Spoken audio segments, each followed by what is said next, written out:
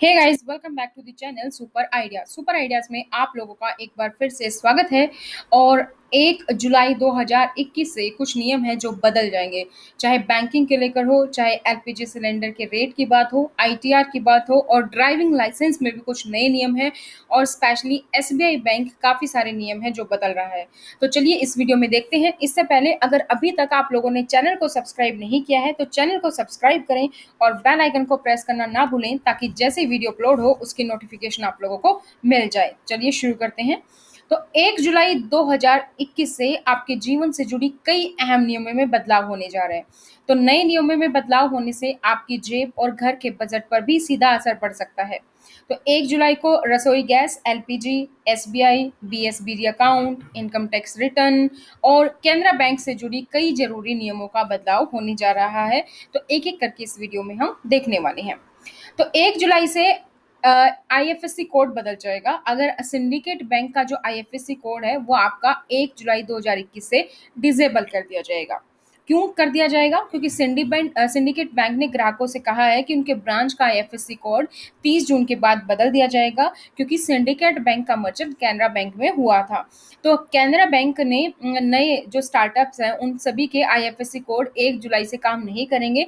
तो अगर आपका भी सिंडिकेट बैंक से था और सिंडिकेट बैंक में आपका जो आईएफएससी कोड SYNB से स्टार्ट है, तो वो अब 1 जुलाई से काम नहीं करेगा। आपको कैनरा बैंक का जो अपडेटेड आईएफएससी कोड है वो आपको अपडेट करना होगा। इसके साथ ही हर महीने की पहली तारीख को तेल कंपनियां गैस सिलेंडर का भाव तय करती हैं। तो देखते हैं इस बार एलपीजी गैस सिलेंडर की कीमतों में कोई इजाफा होगा या नहीं। उसके अपडेट भी आपको चैनल के माध्यम से मिल जाएगी। तो 1 जुलाई से आईएफएससी कोड के बारे में हमने बात कर ली। अब बात करते हैं कि टीडीएस दुगना हो जाएगा। इनकम टैक्स रिटर्न या फाइल करने वालों पर आयकर विभाग काफी सख्त हो गया है। अगर आपने अभी तक इनकम टैक्स रिटर्न दाखिल नहीं किया है तो जल्दी कर लें, नहीं तो 1 जुलाई से दोगुना टीडीएस कटेगा। इसी वजह से आयकर विभाग ने इनकम टैक्स रिटर्न फाइल करने की तारीख 31 जुलाई से बढ़ाकर 30 सितंबर कर दिया है।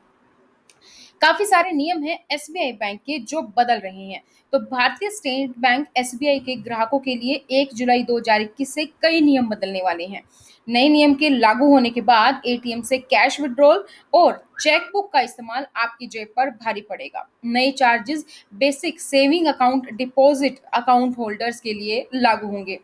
तो एटीएम में 4 बार की लिमिट, अगर आप बीएसबीडी ग्राहक हैं, यानी आपका सेविंग अकाउंट है या फिर आपका डिपॉजिट बेसिक अकाउंट है, तो भी आपको एसबीआई एटीएम और गैर एसबीआई से अगर 4 बार से अधिक पैसा निकालते हैं तो सर्विस चार्ज का भुगतान आपको करना होगा। सर्विस चार्ज के नाम पर बैंक को 15 रुपए और जीएसटी चार्ज देना होगा।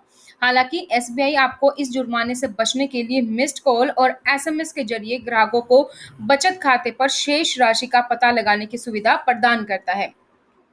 तो एटीएम से निकासी करने से पहले बेहतर होगा कि अपने बैलेंस को हमेशा चेक करते रहें और आपकी कोई भी जो ट्रांजैक्शन है वो वेस्ट ना हो। अगर आपको सिर्फ बैलेंस चेक करना है तो आप अपने मोबाइल से एसएमएस के जरिए, मिस कॉल के जरिए चेक करें, और उसके बाद ही आप पैसा निकालने जाए तो आपके जो 4 ट्रांजैक्शन होंगे उसके बाद आपकी सर्विस चार्ज 15 रुपए प्लस जीएसटी लगेगा।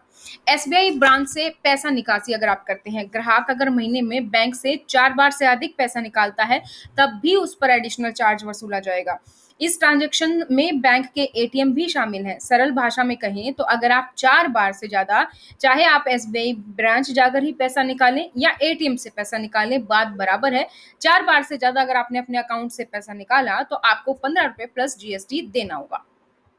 यह चार्ज हर एक अतिरिक्त ट्रांजैक्शन पर लगेगा। ये नहीं है कि 4 बार से ज्यादा अगर आप महीने में अगर 10 कर लिए तो एक ही बार लगेगा। अगर आपने 5वीं ट्रांजैक्शन की है 4 के बाद तो भी आपका 15 रुपए प्लस जीएसटी, फिर 6ठी ट्रांजैक्शन करेंगे तो भी आपका 15 रुपए प्लस जीएसटी। इस तरीके से आपको अलग से अतिरिक्त ट्रांजैक्शन चार्ज देना होगा।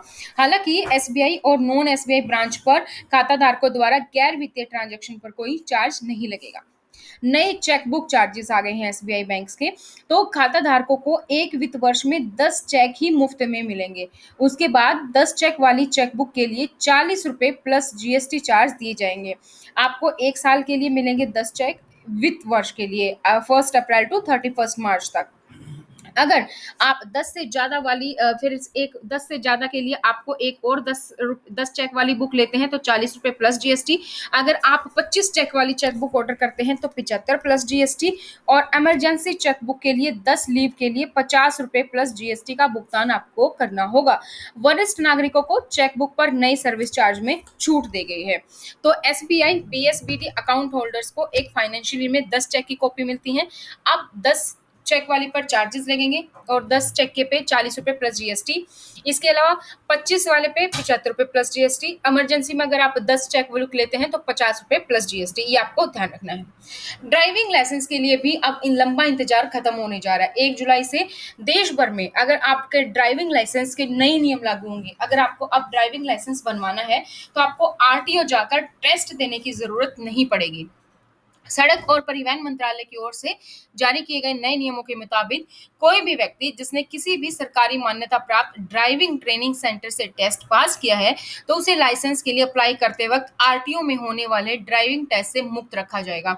यानी कि आरटीओ में ड्राइविंग टेस्ट नहीं होगा। अगर उसके पास कोई भी driving licence private driving training centre का सर्टिफिकेट है तो उसको टेस्ट नहीं देना होगा, उसको ड्राइविंग लाइसेंस मिल जाएगा। तो दोस्तों ये थी कुछ अपडेट्स जो 1 जुलाई से नियम चेंज होने वाले हैं। इसी तरीके हर महीने में आप लोगों के लिए वीडियो लेकर आती रहती हूँ ताकि आप हर एक न्यूज से अपडेटेड रहें। तो अगर अभी तक भी आप लोगों ने चैनल को सब्सक्राइब नहीं किया है तो चैनल को सब्सक्राइब करें और बेल आइकन को प्रेस करना ना भूलें। वीडियो को लाइक करें, शेयर करें। आज की वीडियो में इतना ही, फिर मिलेंगे नई जानकारी के साथ। तब तक thank you so much, bye bye, take care.